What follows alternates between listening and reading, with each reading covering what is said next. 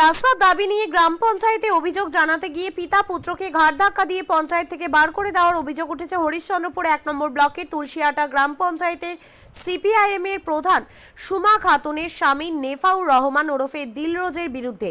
শুক্রবার রাতে পঞ্চায়েতের সামনে ধর্নায় বসে পিতা পুত্র। এরপর শনিবার পঞ্চায়েত প্রধানের বাড়িতে পাল্টা চুরির অভিযোগ উঠেছে পিতা পুত্রের বিরুদ্ধে। আঙ্গারমণি গ্রামের ফিরোজ আলীর বাড়ি থেকে আব্দুল সালামের পুকুর পাড় পর্যন্ত প্রায় ৪০ মিটার একটি কংক্রিটের রাস্তা নির্মাণ হচ্ছিল। আব্দুল সালামের জায়গার সামনে আসার আগেই রাস্তার কাজ বন্ধ হয়ে যায়। এই নিয়ে স্থানীয় মেম্বার সালমান আলীকে জানিয়ে কোনো ফল না হওয়ায় শুক্রবার বিকেলে সালাম এবং তার পুত্র সাহিল দুজনে স্থানীয় তুলসিয়াটা গ্রাম পঞ্চায়েতে যান অভিযোগ করতে, কিন্তু তাদের অভিযোগপত্র না নিয়ে তাদেরকে ঘাড় ধাক্কা দিয়ে পঞ্চায়েত অফিস থেকে বের করে দেওয়া হয় বলে অভিযোগ। তারপরেই তারা বিকেল থেকে রাত পর্যন্ত ওই পঞ্চায়েতে গেটে ধর্নায় বসে পড়েন। খবর পেয়ে ঘটনাস্থলে ছুটে যান হরিশ্চন্দ্রপুর থানার পুলিশের আশ্বাসে ধর্না তুলে নেন তারা। যদিও প্রধানের স্বামী দিলরোজ তার বিরুদ্ধে ওঠা অভিযোগ একেবারে মিথ্যে বলে দাবি করেছেন। সালাম বলেন, গ্রামে পঞ্চায়েত থেকে ঢালাই রাস্তা হচ্ছে, আমার পুকুর পাড় পর্যন্ত ঢালাই রাস্তা স্কিম ধরা হয়েছে। সিপিআইএমের বুথ মেম্বার সালমান অর্ধেক রাস্তায় ইট বিছিয়ে অন্য জায়গায় কাজ শুরু করেছে। শুক্রবার লিখিত অভিযোগ নিয়ে পঞ্চায়েত প্রধানের কাছে গিয়েছিলাম, প্রধান অভিযোগপত্র গ্রহণ করেনি। প্রধানের স্বামী আমাকে ঘাড় ধাক্কা দিয়ে পঞ্চায়েত থেকে বার করে দেন, তাই আমি ধর্নায় বসেছিলাম। গত পঞ্চায়েত ভোটের সময় বাড়ির সামনে ৪ শতক বাস্তবিটা ১০ লক্ষ টাকা দিয়ে দিলরোজের বাবার কাছ থেকে কিনে নিয়েছি। এখন সে জমি রেজিস্ট্রি দিতে টালবাহানা করছে, তাই দিলরোজ চক্রান্ত করে আমাদের নামে মিথ্যে চুরির অভিযোগ তুলেছে। দিলরোজ বলেন, রাস্তার বিষয়টি আমি জানি না, তবে তাদের সঙ্গে আমার কোনো জমি সংক্রান্ত বিষয়ে লেনদেন নেই। শুক্রবার বিকেলে পঞ্চায়েতে গিয়ে তারা আমাকে হুমকি দিয়েছিলেন, তারপর রাতে এই চুরির ঘটনা ঘটেছে।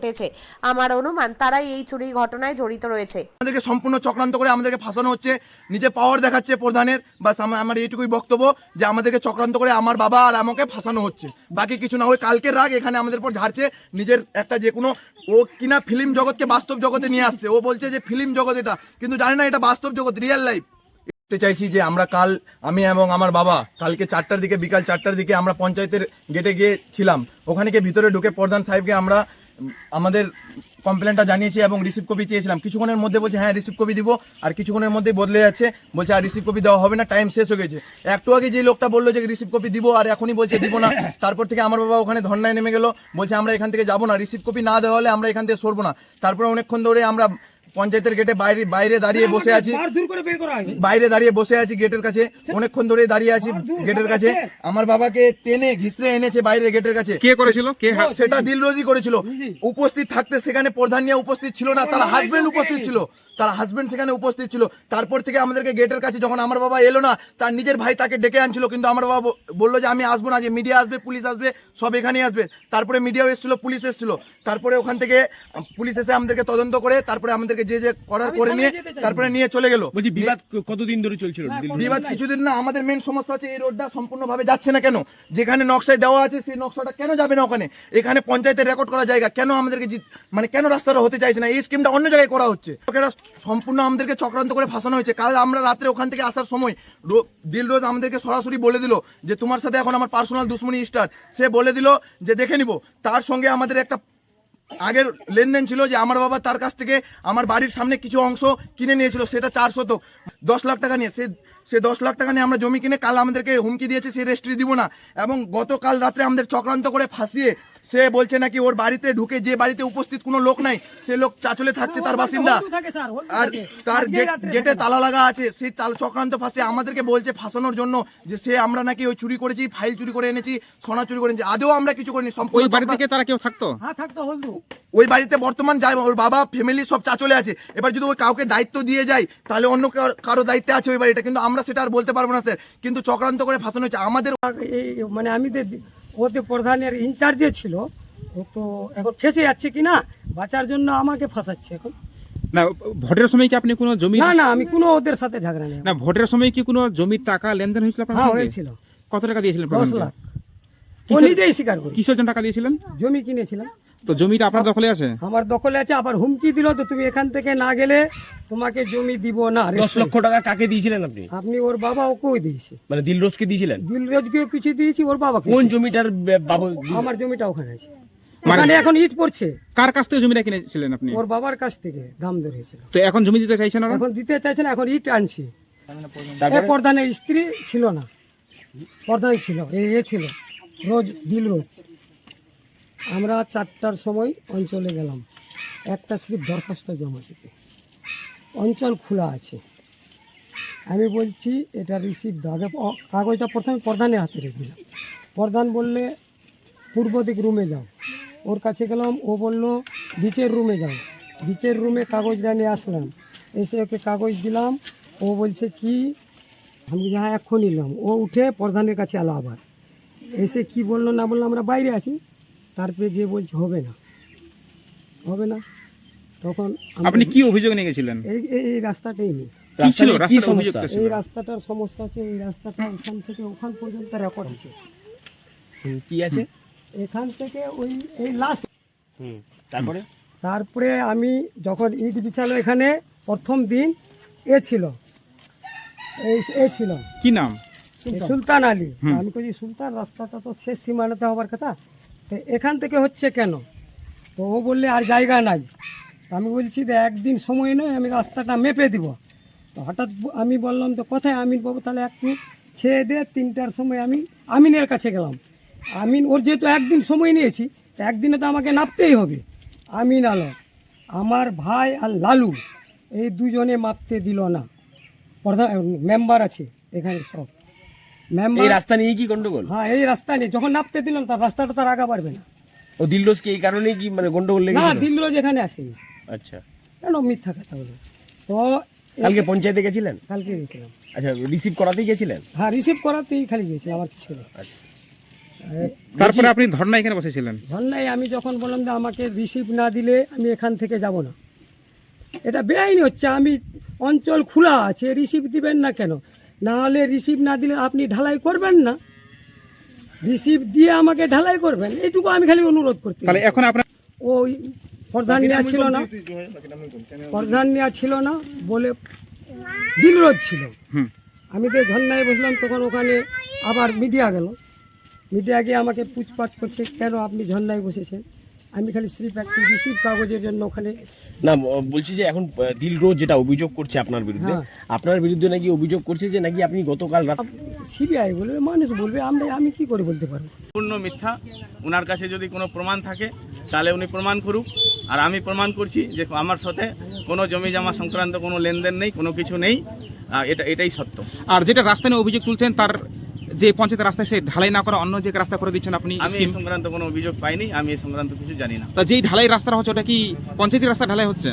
আমি এই সংক্রান্ত কিছু জানি না, যে কোনো রাস্তা নিয়ে কোথাও কোনো সমস্যা আছে আমি জানি না। তো কালকে যখন তারা পঞ্চায়েতে যে আপনি তাদেরকে ঘাড় ধাক্কা দিয়ে বার করে দিয়েছেন, তারা এরকম ধর্নায় কোনো বসেছিলেন? ঘটনা ঘটেনি। গতকালকে ধর্নায় ছিল। না, এরকম কোনো ঘটনা ঘটেনি। কারণ যেহেতু পঞ্চায়েত তো 5:30-6টার মধ্যে বন্ধ হয়ে যায় অফিস, তারপরে কি হয়েছে আমি কিছু জানি না, আমি ছিলাম না।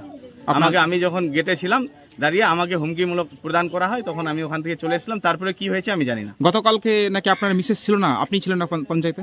না, ওই সময় তো আমার মিসেস কি করে থাকবে? 5:30টার পরে 6টার সময় তো আর থাকার কথাই নেই। সেটা তারপরে রাত্রেবেলা। দেখলাম 8টা পর্যন্ত অফিসে লোক ছিল। না, অফিসে লোক ছিল বলতে উনি যেহেতু বাইরে বসেছিলেন বলে অফিসাররা হয়তো ছিলেন, আমি সেই সংক্রান্ত কিছু জানি না, আমি ছিলাম না। এটা নিয়ে অভিযোগ হয়েছে? কোথায় এই যে অভিযোগ বলতে আমি অভিযোগ করতে যাচ্ছিলাম, পুলিশ বললেন যে এনকোয়ারিতে যাচ্ছি, এনকোয়ারি আগে হোক, তারপরে আমি থানায় কমপ্লেন করবো। চুরিটা আমরা গ্রামের বাড়িতে রাত্রেবেলা কেউ ছিলাম না, সবাই আমরা চাচলের বাড়িতে ছিলাম। সকালবেলা খবর পাই যে বাড়িতে তালা, 2টো গেট আছে, 2টো গেটেরই তালা ফাটিয়ে বাড়ি সে সমস্ত কিছু চুরি হয়েছে। এসে যেটা দেখলাম যে সমস্ত আসবাবপত্র, বিছানা, আলমারি, শোকেস, সমস্ত কিছুর লকার, সমস্ত কিছু ফাটানো আছে এবং সমস্ত জিনিসপত্র যা ছিল, বাবার পেনশনের ফাইল থেকে শুরু করে জমি জমার নথি, দলিল, আরও অন্যান্য হিসেব নিকেশের খাতাপত্র, যত আমার তথ্য ছিল বাড়িতে, এবং টাকা পয়সা কিছু লোকারে ছিল, সোনাদানা ছিল বোনের বিয়ের জন্য, সেগুলো সমেত সব দুষ্কৃতীরা রাত্রেবেলা চুরি করে নিয়ে চলে গেছে। তো বাড়িতে কি আপনারা থাকতেন? হ্যাঁ, এই বাড়িতে আমরা থাকতাম, কিন্তু আমরা যেহেতু চাচলের বাড়িতেও থাকি, আমরা সবাই আজকে রাত্রে চাচলের বাড়িতে ছিলাম। আজকে কি হচ্ছে, পঞ্চায়েত বন্ধ হয়ে যাওয়ার পর আমি ওখানে দাঁড়িয়ে আলোচনা করছিলাম, আরও অনেক মেম্বাররা ছিল, তাদের সঙ্গে আমি আলোচনা, তখন উনি গিয়ে আমাকে শাসানিমূলক বক্তব্য ওখানে দিচ্ছিলেন। আমি তখন বললাম যে যা হবে এটা গ্রামে বসে হবে, চলেন আপনি এখান থেকে গ্রামে বসে হবে। ওখানেই আমাকে তখন হুমকি প্রদান করতে শুরু করে ওর ছেলে এবং ওর বাবা মিলে আমাকে বললো দেখে নিব তোমাকে, যা তুমি বাড়াবাড়ি করছো, চলো বাড়ি ইসে তোমাকে, এবং প্রাণনাশেরও আমাকে ওখানে হুমকি দিয়েছিল। তাহলে সেই শাসানির পরীক্ষা এই ঘটনা, হ্যাঁ, এবং শাসানের পরিপ্রেক্ষিতেই সেই ঘটনা। তাহলে কি অনুমান হচ্ছে যে কারা করতে পারে? এটা আব্দুল সালাম এবং তার ছেলে সাহিল সরকার করেছে, এটা আমার অনুমান। মানে কি ভিত্তিতে আপনি এটা কনফিডেন্টলি বলছেন যে তারাই গত করেছে? পরশুদিন আমার বাড়িতে হুমকি প্রদান করে এসছে এবং গতকালকেও আমাকে ওপেন হুমকি দিয়ে এসছে। এটা ভুল কথা। আমি কাউকে বাঁচানোর জন্য কেন করব? এটা পঞ্চায়েতের রাস্তা, যেতে এই রাস্তাটা আছে, এই রাস্তা পৈপতি সম্পত্তি এটা, তো এই রাস্তাটা আমি কারো পৈপতি সম্পত্তি তো করতে পারবো না দাদা। কিন্তু নকশাই তো বলছে যে এটা পঞ্চায়েতের রাস্তা রয়েছে। তো পঞ্চায়েতের বের করতে হবে, তো নাম্বার কি বের করে দিতে পারবে? কারো পৈপতি সম্পত্তি কোনো নাম্বার বের করতে দিতে পারে না? ওরা যারা আছে, যাদের সঙ্গে আছে গ্রামবাসী মিলে বের করবে রাস্তাটা। তো পঞ্চায়েত থেকে মাপজোক না করে কাজে হাত কি করে দিলেন? না, এই রাস্তাটা করা ছিল প্রথম থেকেই, এই রাস্তাটা আমাদের হাতে নাই, প্রথমেই এটা স্কিম করা ছিল। কত মিটার রাস্তা ধরেছেন কাজের? এই মিটারটা 43 মিটার আছে, তো এখানে তো কিছু 20 মিটারের মতো হয়েছে। 20 মিটার করে ছড়ে দেবো। আর বাকি রাস্তার কথাই বাকি করবেন? রাস্তাটা এখনো করবো না আমি, কথায় দেখবো পঞ্চায়েতের সঙ্গে যোগাযোগ করে, পঞ্চায়েত বলে আগে করতে হবে তো আমি করবো, না করলে পঞ্চায়েত ওটা দেখবে। তাহলে পঞ্চায়েতের রাস্তা থাকা সত্ত্বেও আপনি কেন করছেন না? হ্যাঁ, কেন করছেন না? কেন করবো? ওই তো পৈপতিক সম্পত্তি আছে, এটা পৈপতিক সম্পত্তি আমি কারো করতে পারি দাদা? কিন্তু এখানে তো স্থানীয় বেশ কয়েকজন দাবি করছে যে এটা পঞ্চায়েতের রাস্তা। ও তো পঞ্চায়েতের রাস্তা হলে ওকে বের করে দিতে হবে পঞ্চায়েতে। যারা দাবি করছে ওদেরকে তো বের করতে হবে। আমি তো বলছি আমি করে দিব, আজকে বের করে দিলে আজকেই করে দিব। আমি মানা করছি না, তো আমি করবো না। কিন্তু তারা অভিযোগ করছে, সাহিল এবং তার পরিবার লোকেরা অভিযোগ করছে যে এই রাস্তা কেটে নাকি অন্য কারো ব্যক্তিগত গলিতে নাকি আপনি ঢালাই করতে যাবেন, এরকমই অভিযোগ করছেন। ওটা কোনো কিছু নাই। ওদেরকে আমি বলেছি 2বার থেকে 3বারে বলেছি যে তোমরা বের করো রাস্তাটা, হ্যাঁ তোমরা বের করো, আমি করে দিব, যেখান থেকে আছি ওখান থেকে করব। কিন্তু আমি কারো পৈপতি সম্পত্তিতে আমি আগে হয়ে করতে পারবো না। তোমরা বের করতে হবে, তারপরে আমি করব রাস্তাটা। আপনার নাম? সালমান আলী। আপনি কোন দলের মেম্বার? সিপিএম মেম্বারটা কি আপনি? আপনার না, স্ত্রী? আমি নিজে আছি। আপনি কি জায়গা কিনতে চান? তাহলে আর চিন্তা নেই। 34 নম্বর জাতীয় সড়কের ধারে রায়গঞ্জের নট্টপাড়ায় ঠিক বিপরীতে নিউ উকিলপাড়ায় আজই সুলভ মূল্যে জায়গা কিনুন, গড়ে তুলুন নিজের স্বপ্নের ঘর। তাই আর অপেক্ষা না করে আজই চলে আসুন আমাদের এখানে, দেখে যান জায়গা। মন পছন্দের স্বপ্নের প্রাসাদ গড়ে তুলুন আপনার কেনা এই জায়গায়। তাই আজই যোগাযোগ করুন আমাদের সাথে। আমাদের ফোন নম্বর 8617827851, 6295828881, 8617033767। তাই আর দেরি নয়, আজই আসুন নিজের পছন্দের জায়গা কিনতে। বিয়ে হোক বা যে কোনো অনুষ্ঠান, ছেলেদের আধুনিক মানের পোশাকের বিপুল কালেকশন নিয়ে হাজির গোয়ালপুকুরের সরকার ড্রেসেস। ভালো ব্র্যান্ডের জামা কাপড় নিতে চান? তাহলে আর দেরি কিসের? এক্ষুনি চলে আসুন সরকার ড্রেসেসে। গোয়ালপুকুরের শাহাপুর বাজারে খুলে গেল সরকার ড্রেসেস। ব্র্যান্ডেড জিন্স প্যান্টের রয়েছে কালারের পুরো গ্যারেন্টি। ব্র্যান্ডেড জিন্স প্যান্ট ছাড়াও রয়েছে shirt, T shirt, Punjabi, cargo jeans, cotton pant, half pant সহ যাবতীয় পোশাক থাকছে এখানে। সকল প্রকার কেনাকাটায় থাকছে আকর্ষণীয় উপহার। তাই আজই আসুন আমাদের প্রতিষ্ঠানে। আমাদের ঠিকানা সরকার ড্রেসেস, শাহাপুর বাজার, গোয়ালপুকুর, উত্তর দিনাজপুর।